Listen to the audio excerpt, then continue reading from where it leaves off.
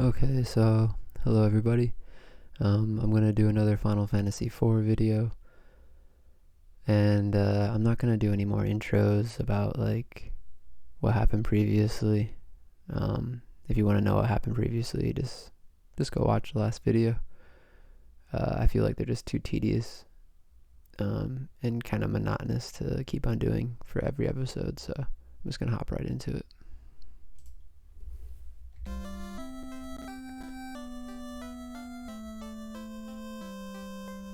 Okay, so I'm basically just gonna level up.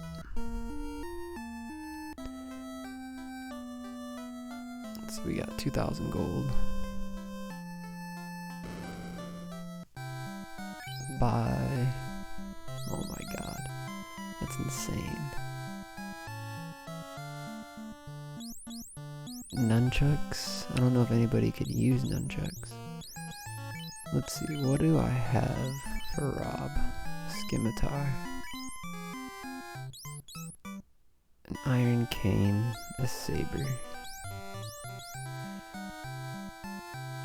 I bet you he could use a saber.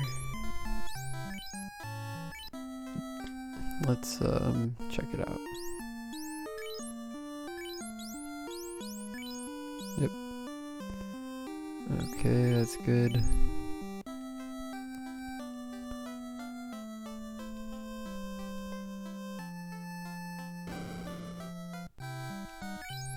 Link. I don't even know if Zano even has enough. Yeah, he doesn't have a level 3 spell yet. What level is Zano? He's level 5, okay.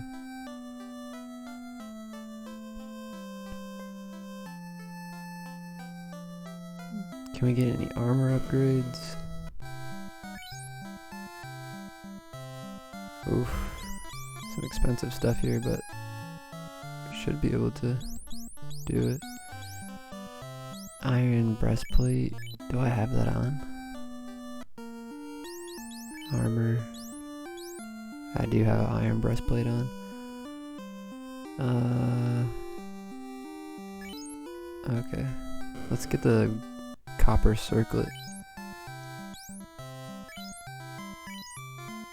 Let's give it to Rob. He's the only one that can carry it right now. Okay, can you wear it? He can wear it. Wait, he can only wear one or the other though? Interesting. Let's trade. Let's trade the cap down here. Can he wear two of them? Okay.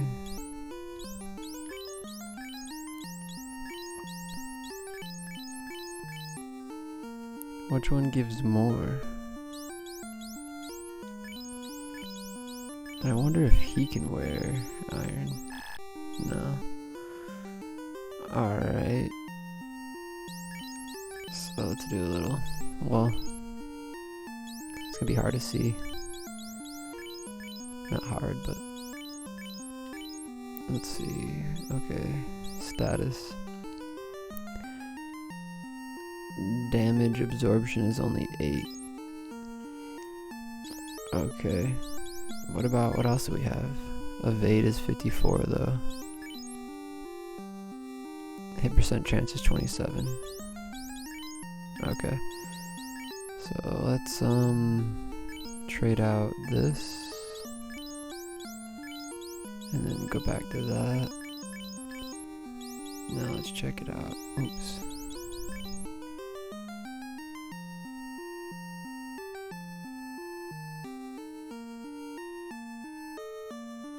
My evade chance is lower, but I absorb more damage. Let's see, armor.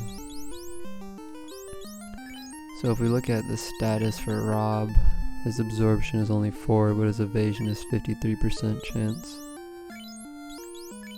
Okay, so if we equip this to him, that raises his evasion up a little bit more and drops his absorption down by 1.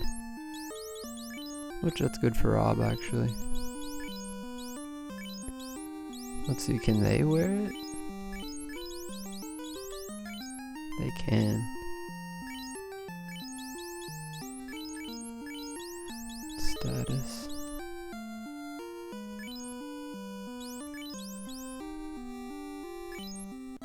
Oops.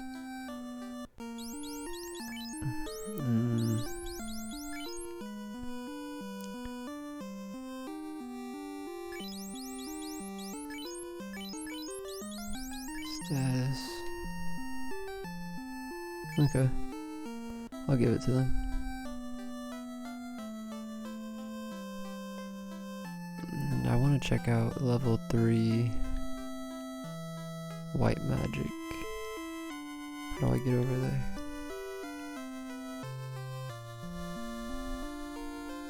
What the?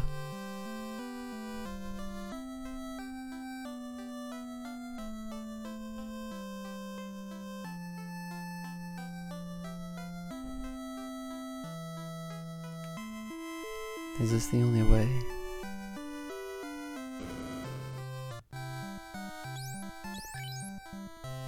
No, not enough money. Alright, let's just go level up. I'll just level up right now. Because we need to level up in order to make it to that dungeon.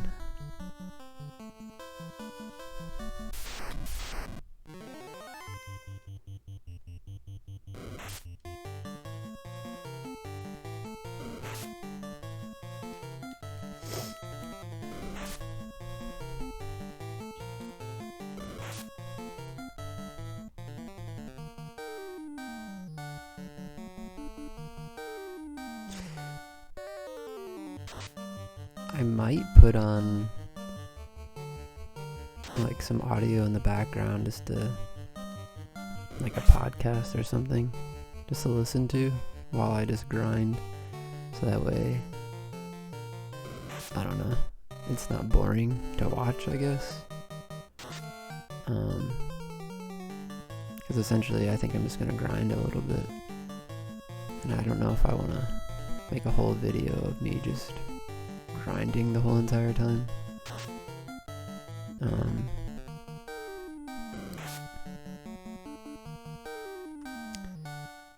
Yeah, I might do that.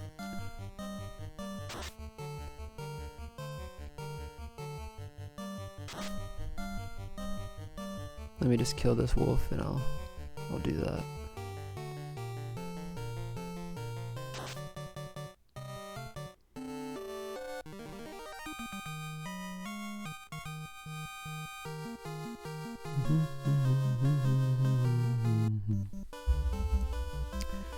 Alright, let me, how do is there a way to change my speakers to only, I'll just do this, sound, okay, and I won't do this every single time, but just for now while I'm grinding, just to make things a little bit easier, because sometimes I honestly just don't know what to say, and right now people are sleeping in my house, so it's a little bit easier just to do this for me right now. Let's see, what would be good to put on?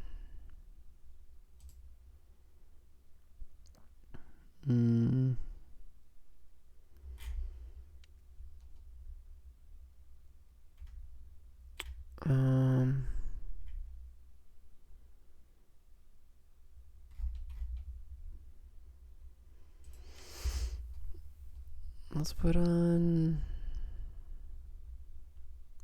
I'm sure I got something in my watch later.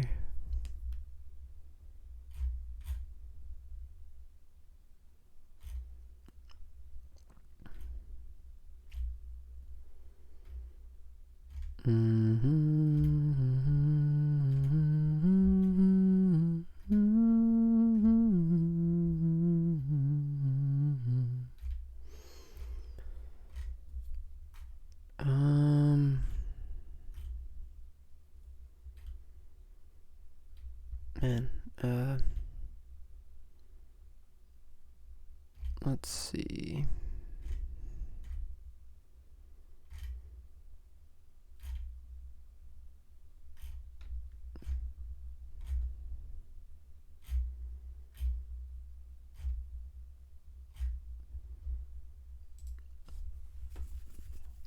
My bad that it's taken so long.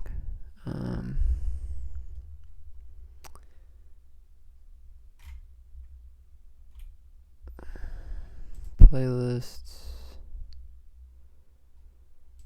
Try this. Uh-oh.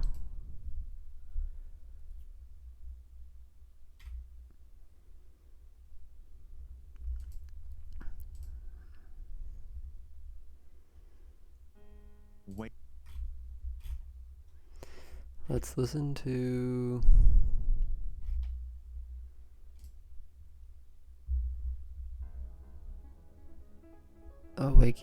Awaken the Chakras. Introduction to Kundalini Energy. The body is the vehicle, consciousness the Okay. driver, yoga is the path, and the chakras are the map. Welcome to Astral Doorway, everyone. My name is Gene, and this is the channel's first set of series, which is essentially a free course on the chakras, understanding them and how to awaken them. This will all be put into a new playlist on YouTube. If you're listening on other devices, I recommend to take the time to watch the actual video, as I'll be putting a lot of relevant information, references, and infographics here. During some of those, you may want to pause the video as well so you can analyze or read them better. This particular episode will be an in-depth introduction to lay some crucial fundamentals of the chakras. Do not skip this episode if you want to know what I'm talking about in the next episodes. I'm also assuming you know a little bit about the chakras already, so I won't talk much about the basics because that's all been said on hundreds of videos online. After this episode, there will be 7 more episodes, each one going in depth into illuminating each chakra, practices to awaken them, and more. There will also be an extra episode after the episode about the 7th chakra, where I'm going to explain some even more powerful practices in depth for awakening the chakras. There will also be practices given in each episode too.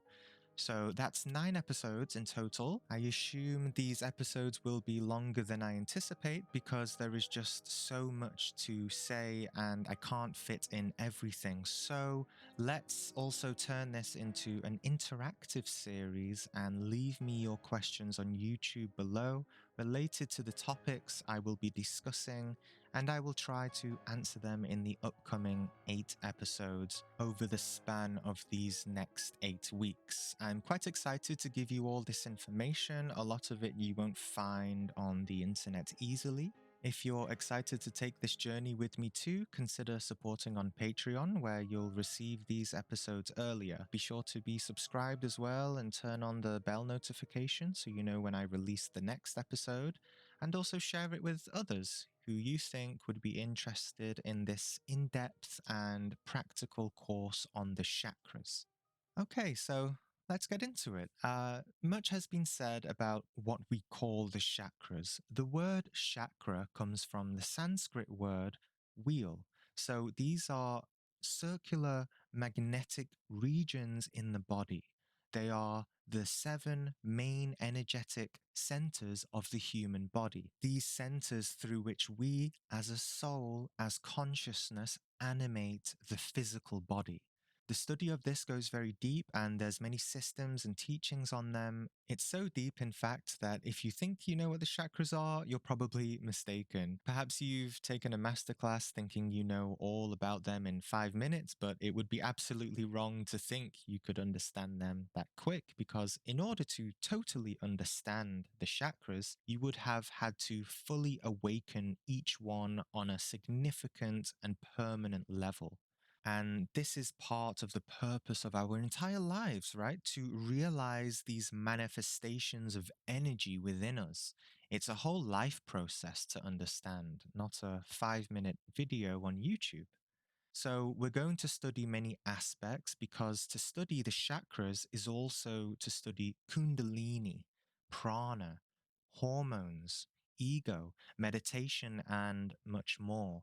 This all, of course, ties in deeply with the awakening of consciousness, astral projection, enlightenment, healing, telepathy, clairaudience, opening the third eye, and much more. We're going to study them from many angles, that is, from the perception of mainstream spirituality, as well as scientifically, psychologically, biologically, religiously, and of course, through all this, I'll be offering my own understanding with the background of what I've learned in Gnosticism and over 11 years of practicing all of this myself, with my background of spiritual experiences, which many of you know about.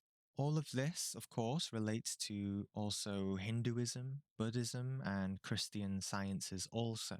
There are many chakras, by the way, over 100 of them, many energy currents in the body, but the main 7 synthesize all of these. So that's all that's really necessary to understand here. Kundalini is also going to be a strong theme in this series. It's intimately tied to the 7 chakras. It's the fuel of our chakras, you could say. To awaken Kundalini is also to raise 7 serpents, also known as 7 cosmic fires.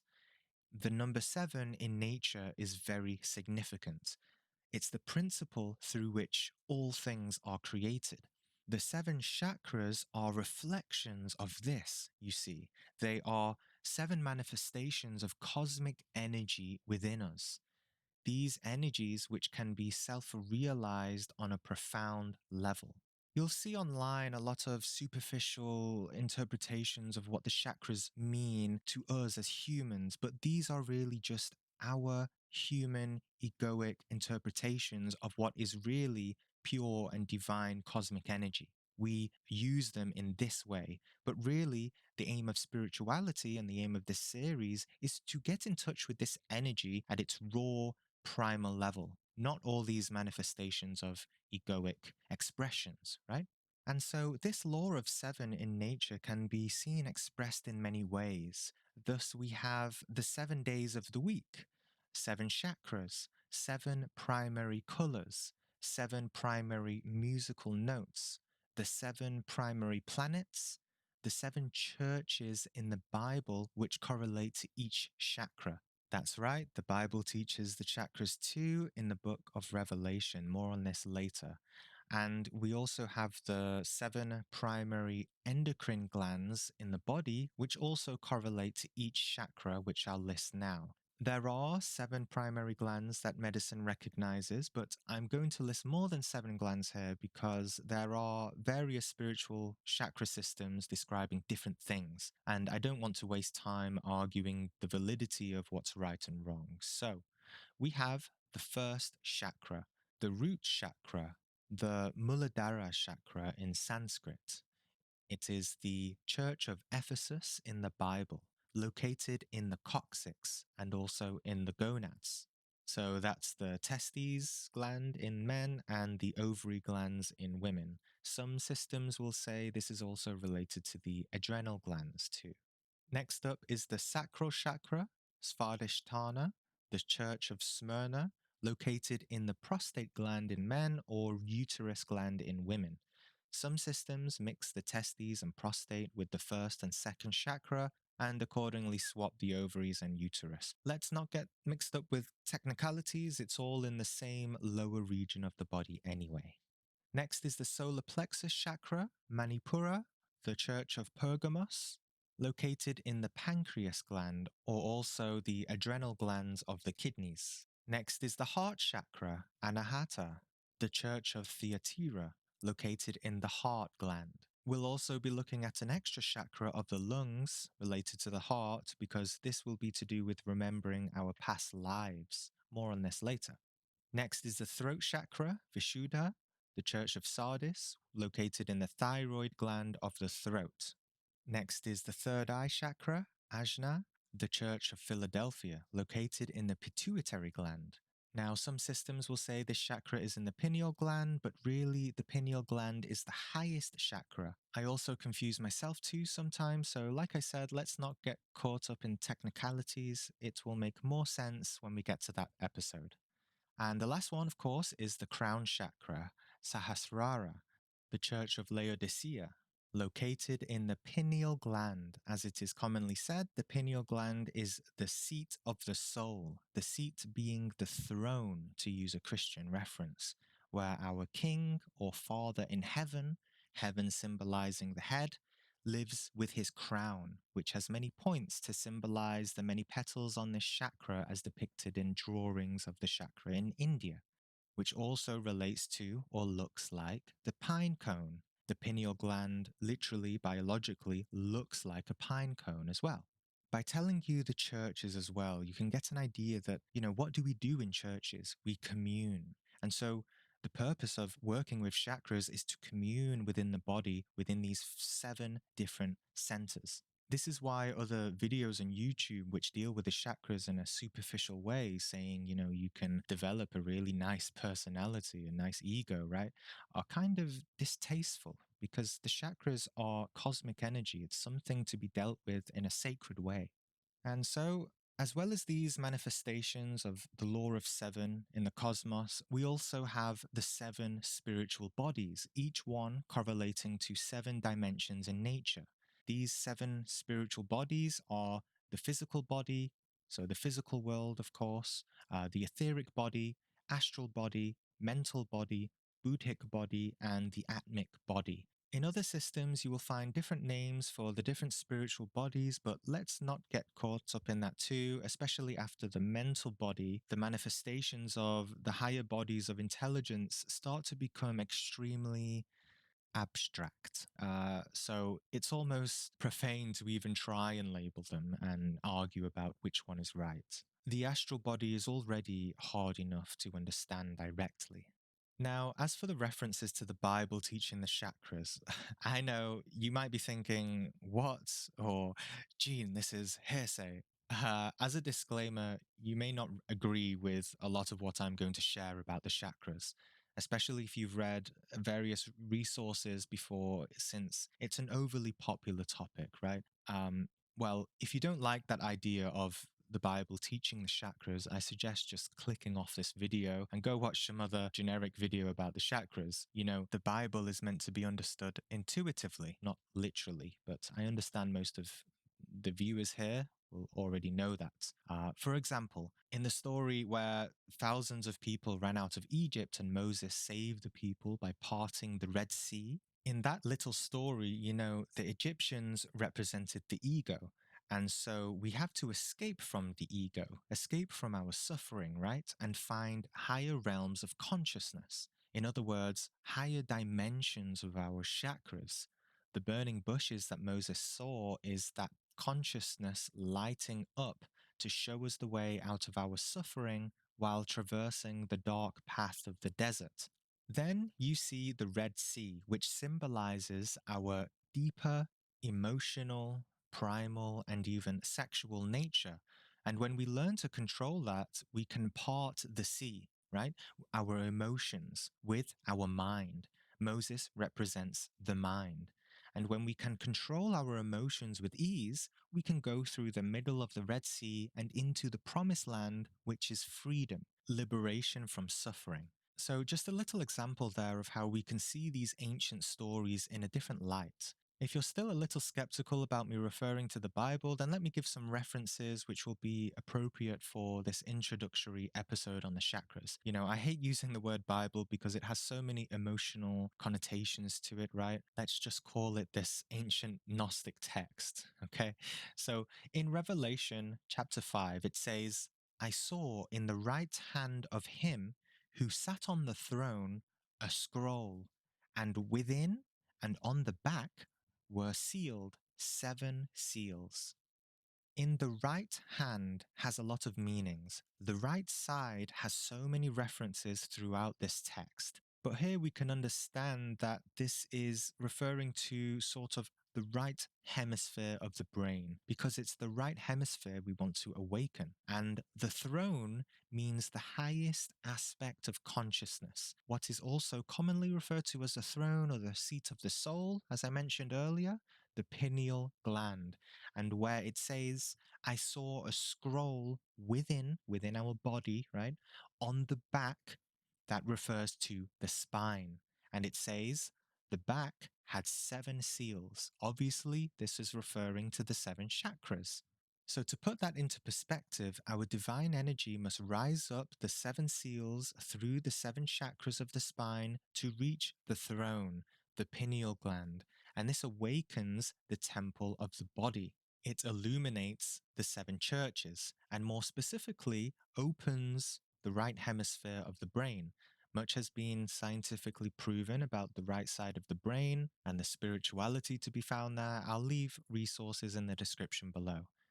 So, as we study the chakras, we have to understand that the spine is not just a set of bones, it is the heart of the central nervous system which connects the brain, heart, kidneys, etc. all together. It connects all of these chakras together. The spinal column is a thinking part of us. Through the study of the chakras, we can understand that our whole body is an intelligence, not just the brain. That is such an old-fashioned point of view. As you've been seeing on the screen, the chakras have 7 colors. All of the chakras work together to create light, or that is where white light came from and dispersed into 7 rays, cosmic rays. A rainbow is not a rainbow without all of its colors, right? We can't create white light without all of the colors. It's a mistake to think that each chakra awakens individually or independently, or that they awaken systematically one by one. Each chakra is already awakened in tiny degrees in either positive or negative ways within each of us. It's important to not be mere simpletons about this, but to understand that we are deeply complex, energetic beings. Each one relates to the other in a myriad of ways. This whole thing is not a simple matter. Everyone is always looking for simple answers, right? If you're looking for something easy, then just check out all of the other simple videos that are out there that are kind of like chakras for dummies, okay? This takes tremendous work. The development of these energetic centers takes a lot of commitment. In order to progress with this, one has to be willing to be in their own inner isolation and not be caught up in the world of form. That doesn't mean we need to be in physical isolation, although that could help, but it means we aren't moved anymore by the fleeting distractions of life, and we are only concerned with what is actually happening within us. Because as you'll see, the chakras sort of absorb external forces when they shouldn't be, and they should generate their own power. Another general rule that we'll see throughout the relationships that the chakras have with each other is that the first 3 chakras, the root, sacral, and solar plexus, are lower chakras, inferior chakras, you could say, in the sense that they are where most of our animalistic, egoic nature resides, and thus we must learn to control them with our higher chakras, the heart chakra, throat, and head. So we do this by raising the serpent of Kundalini, which is a feminine force. We raise it up through the spinal chakra canal. This feminine force, which awakens the right side of the brain, creates balance and unity with our masculine side, which is known in science as the left hemisphere of the brain. So, Kundalini is not just feminine then, but we primarily recognize it as so because all our source of energy comes from our root chakra. It's our divine mother or mother nature which provides us with this energy to ascend upwards to our Father in the heavens, in our brain. And how do we do this? Well, to stay with the book of Revelation, it continues to say, the people began to weep bitterly because it says, no man was worthy to open the scroll or look inside it. Now, the root or original meaning of the word man means to think. So it's saying that no man can open up the 7 chakras. Why? Because man, with its thinking mind, cannot open the chakras by thinking. The secrets of the spine cannot be discovered, cannot be felt or opened by speculating, theorizing, or singing about it. It has to be experienced. So it continues to say, do not weep. Behold, the Lion of the tribe of Judah has triumphed to open the scroll and its seven seals. The Lion of Judah represents the zodiacal sign Leo, which represents the sun and also the heart. The sun being the heart, the center of our solar system, and also the center of our energetic body and chakras. Now, don't worry, these biblical references will make more sense by the end of the series. For example, you'll see how the heart chakra is an essential gateway for unlocking both the lower and higher chakras. So it's through the stimulation of Kundalini energy, which has its feminine power in love, love being the fire of the heart, and this energy rises up the spine just as the sun rises in physical life through the chakras and bursts open into light, splitting itself into seven colors of manifestation. The thinking mind cannot open the chakras, the heart must, the heart mind. If you are a somewhat advanced practitioner, you will know that if you place your attention, your awareness in your chest, your heart area, you will feel those vibrations of natural love that come from the heart chakra. Not many people can do this. I get a lot of questions and emails saying, I can't feel anything or any energy in my heart center. So this is what we're here for, right? To try and open and sense and commune with this center of love. If you were ever a teenager and you had your first love, right? Your first crush, you may have noticed burning in your chest, right? This is to do with the heart chakra. So, to understand how the chakras work, we can think of them as seven magnetic centers within us that attract and accumulate certain forces or energies. Those energies can come from various things. But what is the base or raw force that these centers utilize? Prana. Prana means life force in a spiritual and material sense. Prana is everywhere in every atom, in all the elements. Prana is also known as the breath. Okay, so it's everywhere. Now, not to get too technical here, but let's understand the metaphysical process through which prana gets stored in the chakras. Because there's a sort of process you see, because prana is everywhere, right? But prana is primarily, fundamentally non physical. So here's how it descends down into physical matter. First, prana is turned into akash or akasha.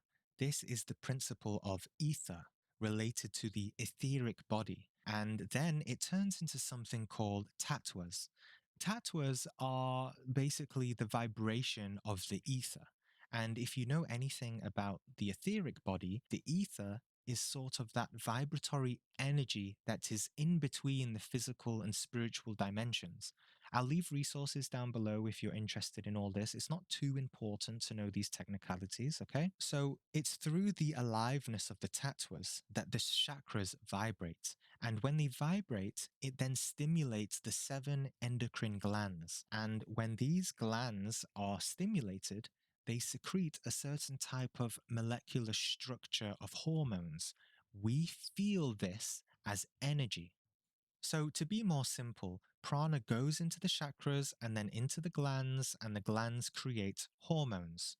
These hormones are essentially neurotransmitters in the systems of the body. For example, when you feel adrenaline or other intense emotions, they are your chakras at work. Or when you're in deep meditation and you feel ecstasy, bliss, samadhi, it's your pineal gland releasing hormones, hormones being chemicals. Serotonin, melatonin, dopamine are all examples of what are essentially hormones, neurotransmitters, or you could also say neurohormones.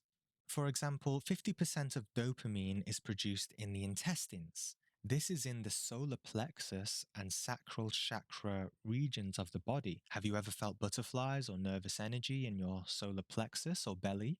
Sure, you could say that's just nerves, but no, pay attention. If you paid attention, you would understand it's a certain type of structure of energy in your body being stimulated for various reasons. And you should understand and be conscious of those reasons. And if you would, then you would be able to control it and integrate it instead of you being at the mercy of it, being at the receiving end of it.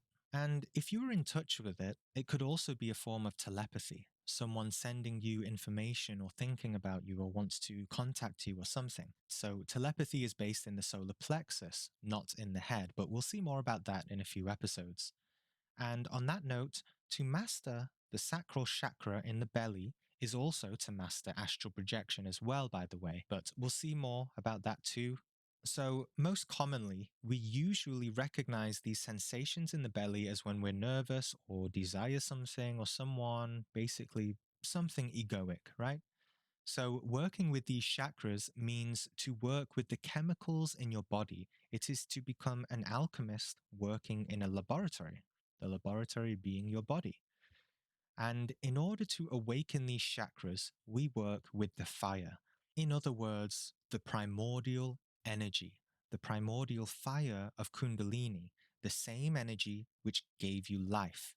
What is the sun? It is a flaming sphere, a flaming wheel of fire, which gives us life, which gives us food. It is solar atoms that we are always eating and ingesting into our body and chakras. But fire is also a destructive force too, right? So we'll see why Kundalini has also been understood as a sort of double-edged sword. So this primordial fire of Kundalini, the same energy which gave you life, rises through the ether, the spiritual dimensions, to connect consciously to the intelligence of the magnetic centers within you. Right now, as novices, our chakras are essentially only getting energies from mostly external things, right?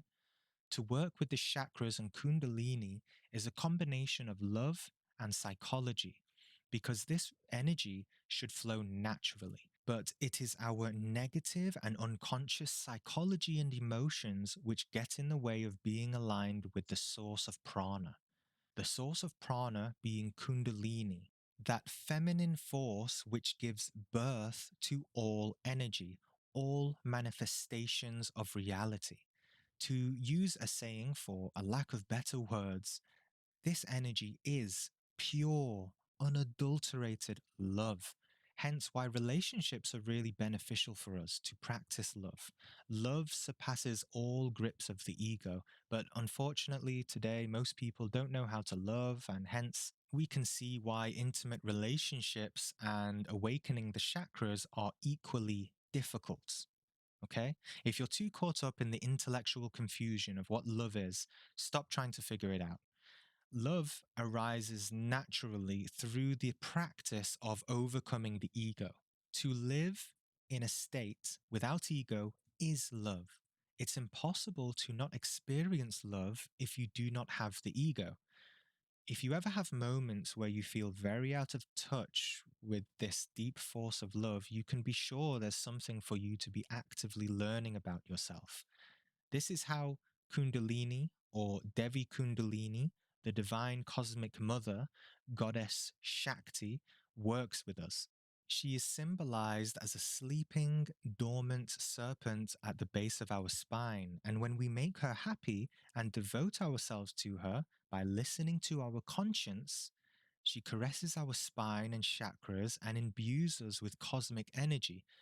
But if we constantly do negative acts and stay in lower states of consciousness, she simply recoils. She can't integrate because there's something in the way there, right? You are in the way.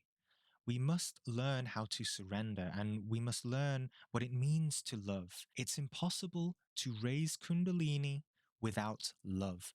Love is a tremendous, cosmic, powerful force.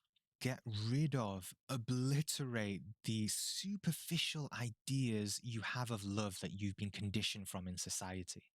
As I said, the seven chakras are manifestations, different rays of cosmic energy outside of us and also within us. It is a force that you can become conscious of directly. If you're just wanting to awaken your chakras just for spiritual powers, for your own egoic needs, you will fail. You have to love that which gave us this energy in the first place. that which gave us life. It is our cosmic mother. Just as it's reflected in our physical life, how we came out of the womb of our physical mother, we have a spiritual mother within us too. This is very profound and deep to understand and takes a lot of meditation and contemplation to understand fully. And it's very difficult for me to express the reality of this in ways which it won't be received into our conditioned preconceptual psychology. The cosmic mother is also the ancient Egyptian goddess Nut, she who gives birth to gods. And in a sense, to awaken the chakras, to awaken Kundalini, is to also become a god, not in an egoic sense, but in a divine sense. The goddess Nut specifically gave birth to Osiris, Horus, Isis, and more. And as you can see on the screen, she reclines over the world, revealing her body, her sacred body, being space, being the cosmos itself. Where do the planets reside? In the womb of the universe itself. The divine feminine is the formless, and the divine masculine is form. The divine masculine is any object in space, in consciousness. It could be any object in your house, it could be the planet itself. Do you see where all of these come from? They come from the 7 rays of love, of Kundalini, which is manifested into this earth through the vibration of the tattvas, from pure prana, from pure primal life force. Next time you look up at the night sky, you are looking up at the naked feminine body of creation, the akasha of space, the akash, which is also feminine. So one has to learn to love the aspect of the divine mother or of the feminine. If you don't, then you're denying your own existence, your own source of power, the source of power of anything that is manifested in this womb of creation.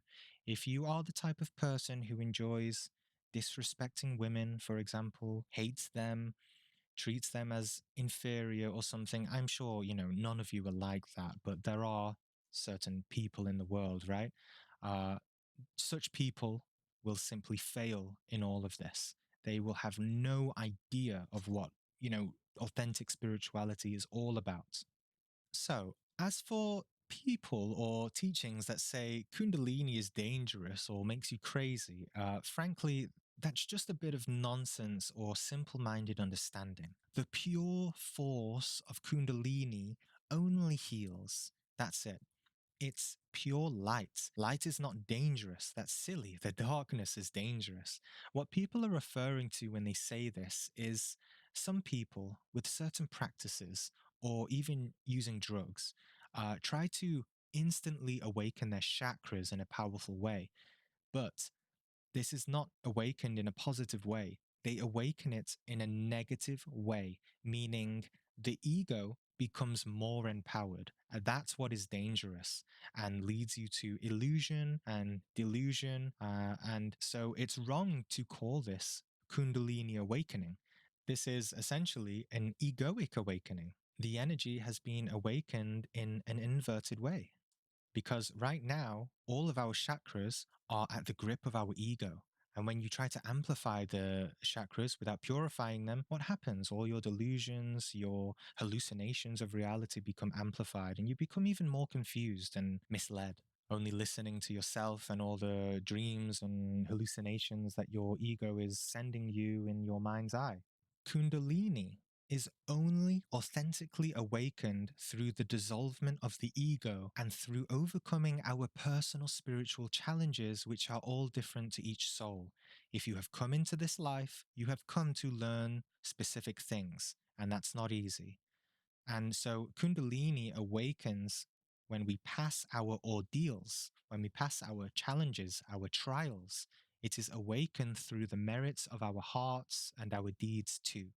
This is symbolic of why initiations throughout various spiritual traditions have trials that people have to overcome. They reflect the trials that are within, the trials of the heart. This is what initiation means. So let's understand this deeper aspect about the state of which our chakras are in right now, which are in a state of ego. Everyone's always asking, how do I activate my chakras?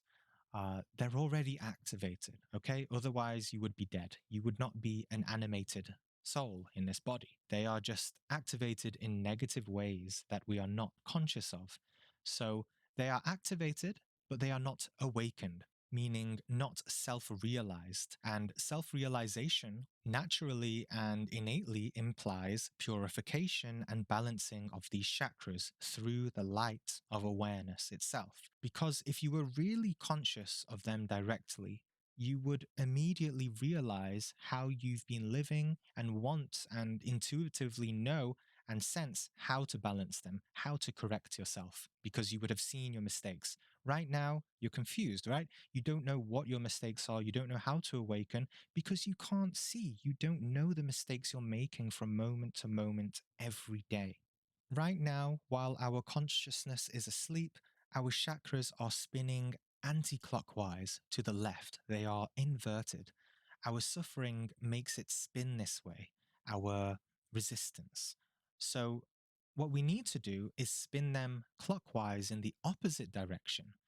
To understand what direction this should be in, imagine you're driving a car and turning the driving wheel to the right. The way that wheel is spinning in front of you is how the chakras should be spinning within you from that perspective. Okay? So you might be thinking, Gene, this is all nonsense. My third eye is not activated. Oh, really? So I'm guessing you have a perfect life, right? I'm guessing you have never imagined or worry or have fears about how situations in your life could pan out. Perhaps you have a scary meeting with your boss. Are you not seeing a negative outcome in your mind's eye? Are you not anxious about it in different chakras in your belly, right? As well. You're not using your imagination in a negative way. Do you never think bad thoughts of other people or about yourself? You don't have any unconscious dreams? Anytime you use your imagination, which is the power of the third eye, in a destructive, negative, egoic way, you are unconsciously using and abusing your spiritual powers. We've been doing this for so long, though, that it's become completely normalized. And since we don't know what it feels like to have these senses purified, we don't know whether or when we're using them in negative ways and the power and potential this can have on our direct reality. As Buddha says, we create our reality, and through becoming conscious of our reality or realities that we create, we also in turn become conscious of the karma we create too, and thus we are able to dissolve recurring problems in our lives, most likely which has been happening in our past lives too. So we completely normalize this. And, a common saying is, oh, it's just your imagination, right? When really you should not be ignoring that. You need to seek to understand it, meditate with it. And perhaps, as I said before, all of the chakras are linked to each other, right? So let's combine the third eye with the sacral chakra. And when you're playing with yourself, right, you don't imagine egoic fantasies about various people you'd like to sleep with. You see how we're using our spiritual powers for lower needs of the lower chakras. It doesn't have to be sexual desire. It can be lust for wealth, fame, and many other things in the world we chase after with our mouths open like idiots, right? Uh, or maybe you see your friend with the latest iPhone and you suddenly feel a rush of chemical hormones in your body. You feel these sensations of jealousy, of pride, and say, I really want that too. I can't believe he got it before me. I'm so angry. You're moving energy in a negative and unconscious way, and you're not aware of it. You're at the grip of it. You're controlled by it, and you're going to probably make some kind of negative connection with that friend of yours as well. We have no idea how cosmic forces are being used and abused within us for lower manifestations of reality.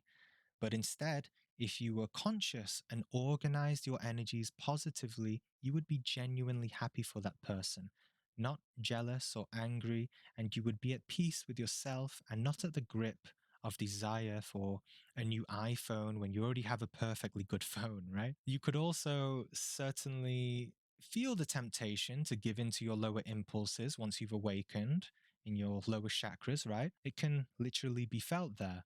But because you've been working on yourself and you're sensitive to these energies, with practice And, studying the chakras, you become more aware of your own energy field that encompasses your 7 chakras, and you're able to control them and say, no, I choose a more efficient way to utilize my energies.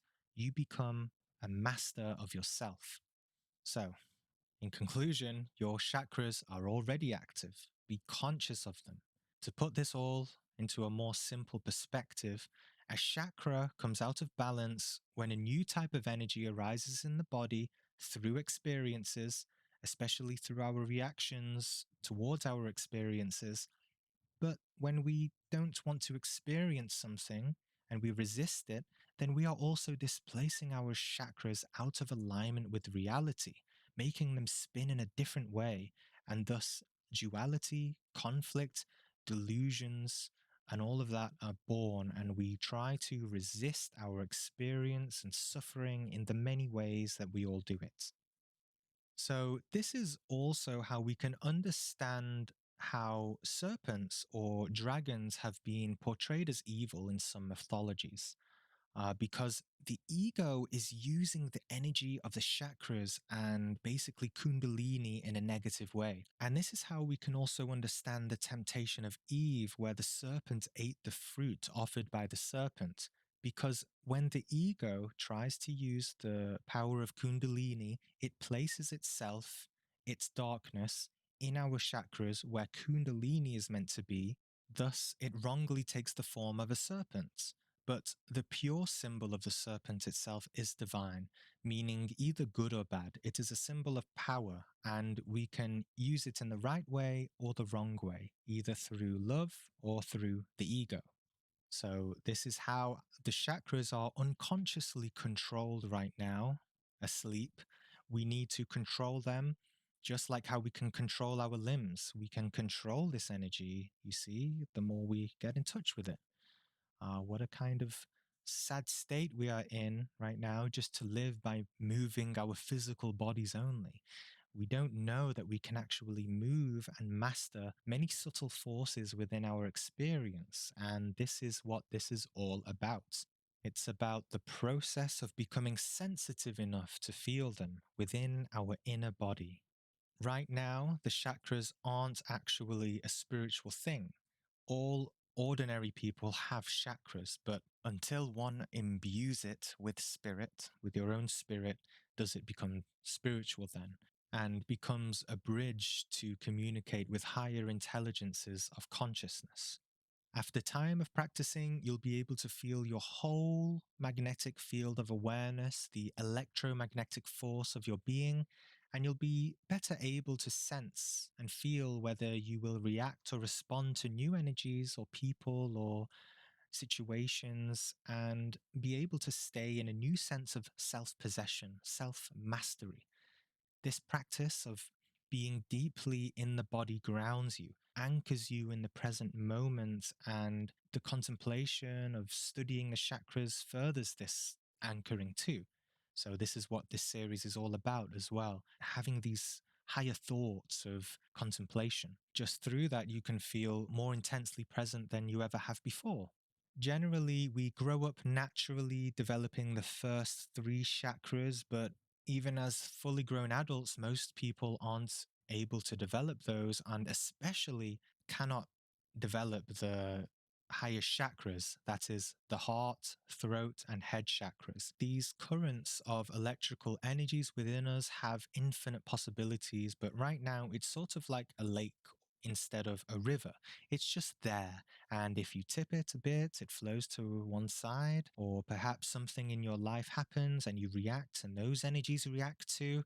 But the aim of all this is to gain control over these waters of energetic currents and apply to them direction, stimulation, purification, and awakening. These energies are primordial, primal, and so always want to express themselves or be used. And right now, the only way we know how to use them is through our lower compulsions. But the physical body is part of this divine energy as well. As it said, it's made in God's image. And thus, it can't handle so much negative energy being used in the chakras. And so it weakens and manifests into illnesses. And so when we restrain, when we save that energy and work with it, then we have more of it to direct to spiritual realization and healing. This is why the universal symbol for medicine has been of the serpent going up the spine, because this points to the ancient wisdom of when we are in touch with that power, we can sense negative energy before it enters our field of energy, before it enters the body of our temple, and stop it from even entering our energy field in the first place, therefore stopping illnesses from manifesting altogether. When I say energies entering, I mean things that can come from within ourselves, our egos, our temptations, our inner demons, you could say, or also externally. For example, as we progress, we're able to better sense the negative energy of other people too. That doesn't mean we need to cut out those people. You may make that choice, but you become more capable of not unconsciously soaking that energy into yourself. For you can only soak in the unconsciousness of others if you are unconscious of those things within yourself too. Hence why we usually attract people on our similar levels of vibrations. So, this is also why Jesus said to Moses, make a snake and put it on a staff, our spine, right? And Moses did. And he showed his people the serpent on the staff and said to them, whoever makes use of this serpent would not be harmed during their journey. So, awakening the chakras offers health and spiritual protection. Okay, so in the next episode, we'll be looking in depth at the first chakra, the Muladhara chakra, the root chakra at the base of the spine, where the serpent resides, sleeping peacefully. In the meantime, while you wait, you may want to practice something, right? So I first suggest using guided meditations that involve focusing on body awareness. Especially if you're kind of new to meditation, these guided meditations will help. So I'll leave a couple below in the description, because it's all good and interesting listening to these episodes, but if you really want to deepen your comprehension, practice is vital. It's crucial. So we first have to learn how to enter, or how to sense the inner body and the energy of it. Have you been focused? Have you been conscious and aware of your own physical body while you've been listening to this? Okay, so practice this, being present with the body and the inner aliveness. There is so much energy and aliveness within us. And then the practices I'll be giving over the next 8 weeks will be a lot more powerful.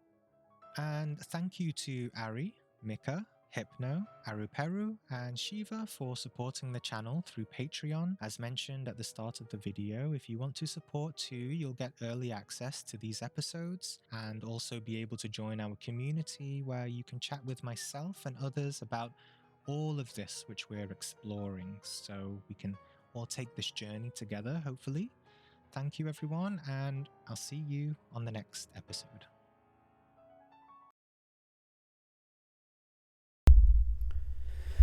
That was pretty interesting. I've listened to the root chakra one. And I think I listened to some of the other ones, but not all the way through. But yeah, I kind of like doing this. Like just playing something in the background and letting that person talk. It's a lot easier. And a lot of times I feel like I'm just saying stuff to be entertaining.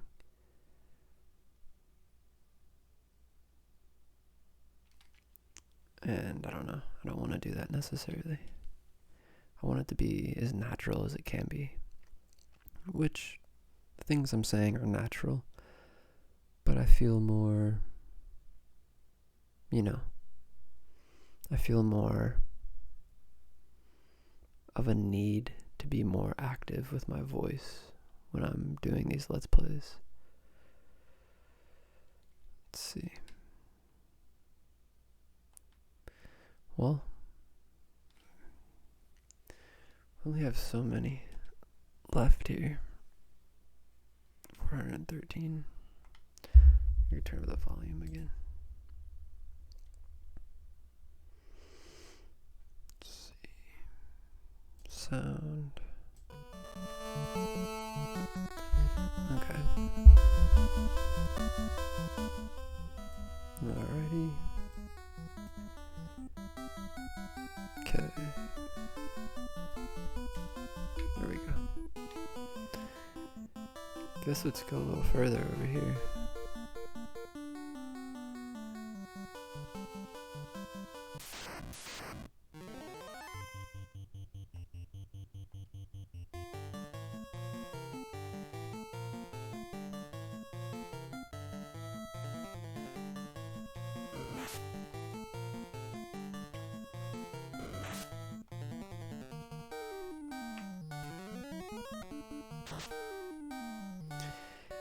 Yeah, even just being level 6, I'm noticing it's a lot easier to fight the monsters now.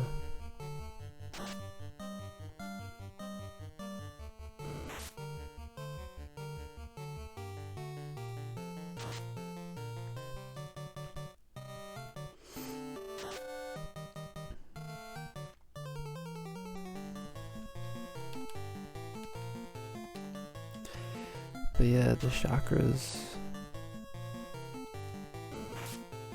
definitely really interesting to hear about all that.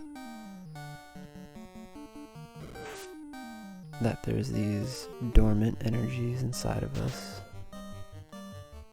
that are just waiting to be tapped into, mastered.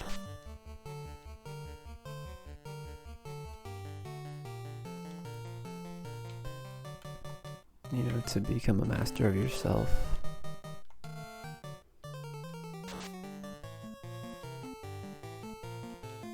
I think it's really important to do that kind of work, especially in this day and age, because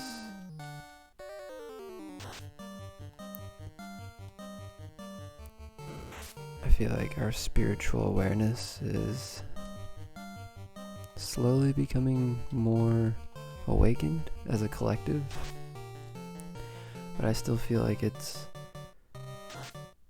like half asleep still.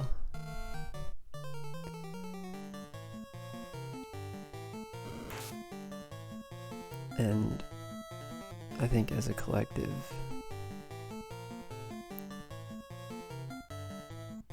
if we wake ourselves up and become masters of ourselves, we can create great things.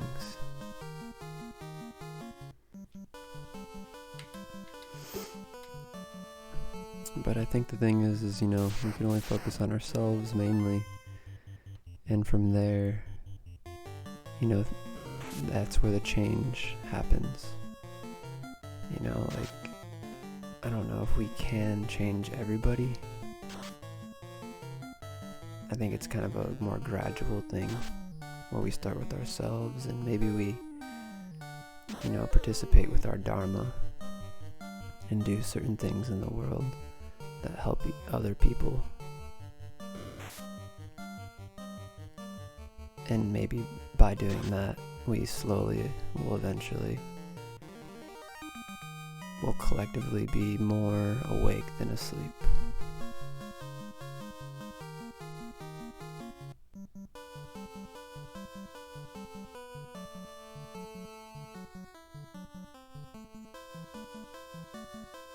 Let's see, how many more? 308. Okay, so like, what is that, like? It's like 6 battles maybe.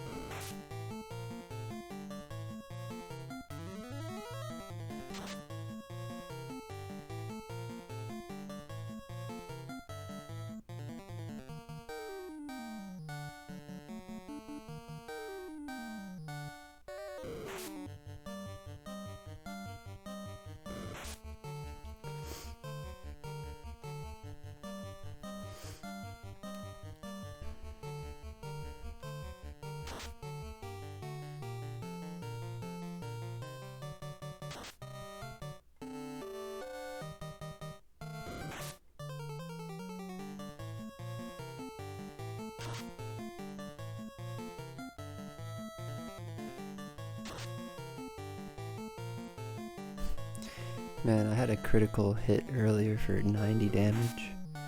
That was crazy.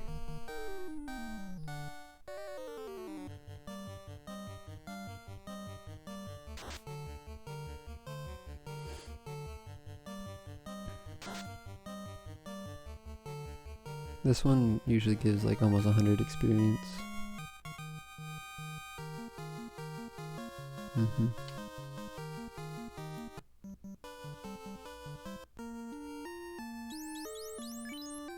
Yep.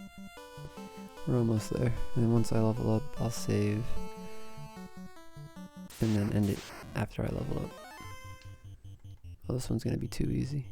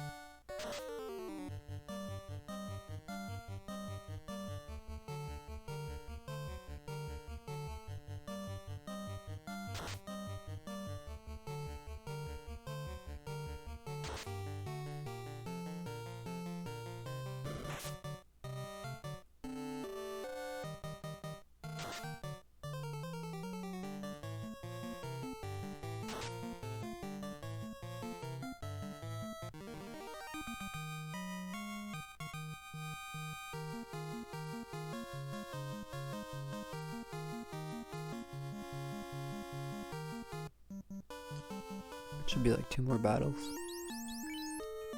Oh yeah, maybe 1.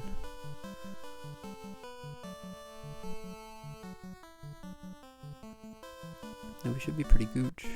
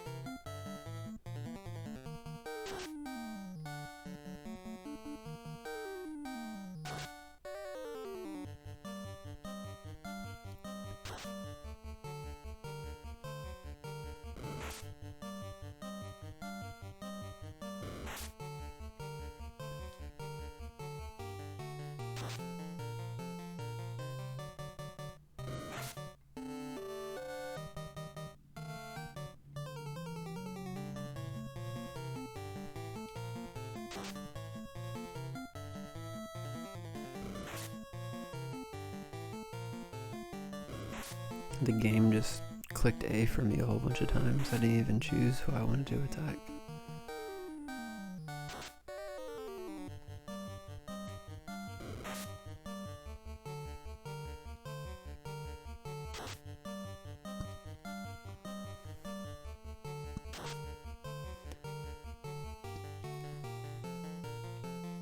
Whoa, it's doing it again. What the heck?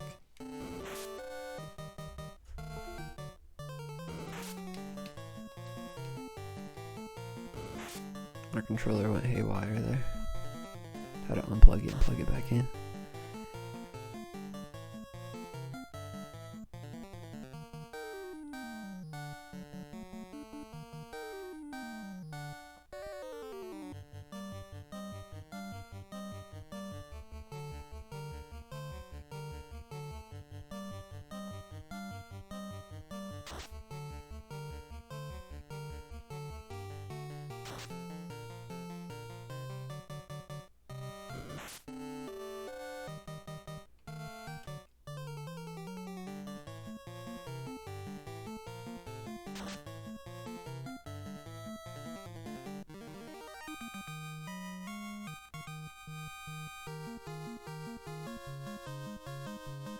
Alright, one more.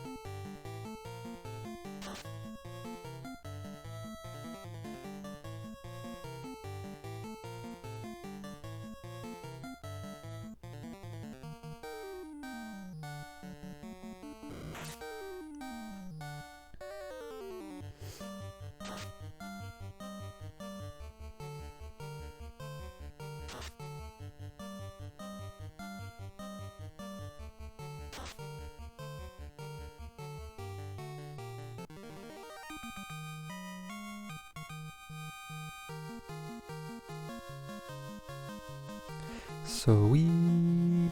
Level 7, baby.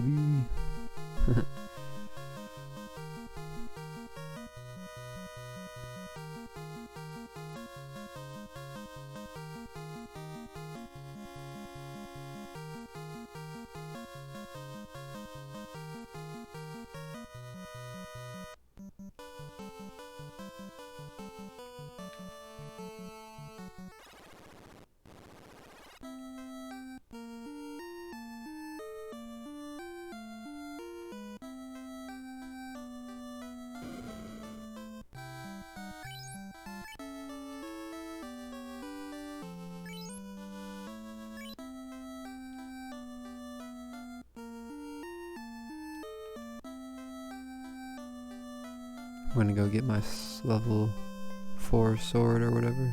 4,000 gold sword.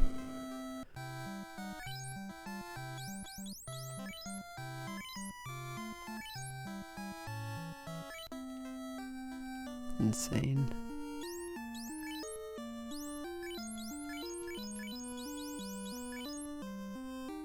What was my damage before? 29.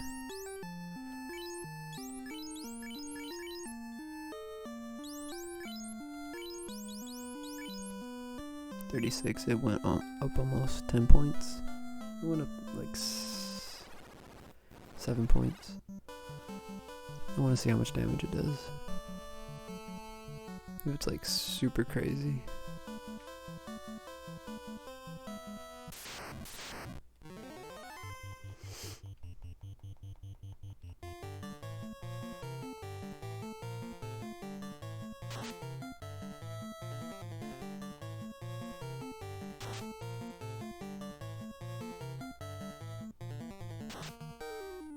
Oh my god. Jesus. That's insane.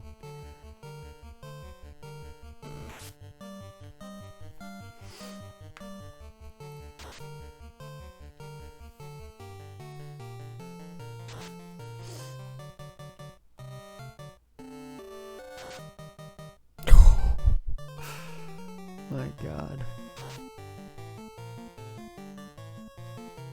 Well, that really helps.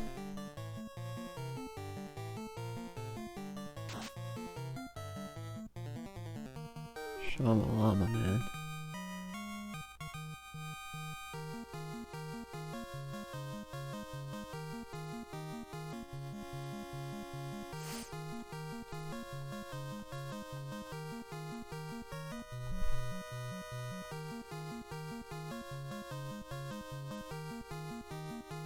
Yay.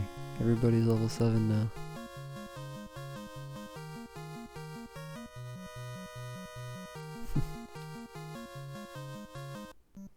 Feels good.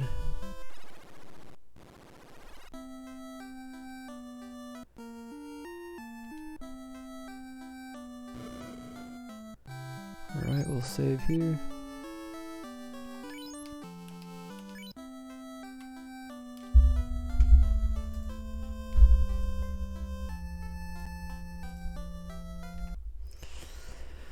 Alright guys, so that was this part 4 for Final Fantasy playthrough.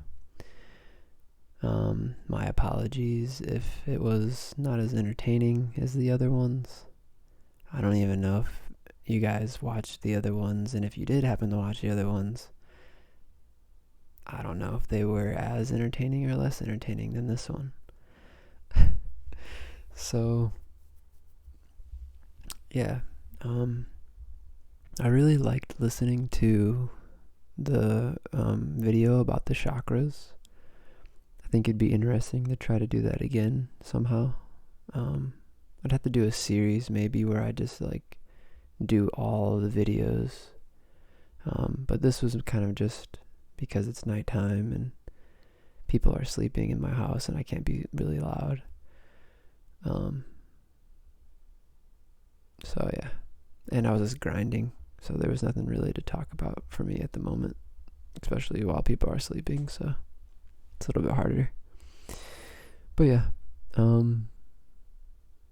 really appreciate doing these videos. I hope you guys find them relaxing or just enjoyable to watch, and see you guys in the next episode.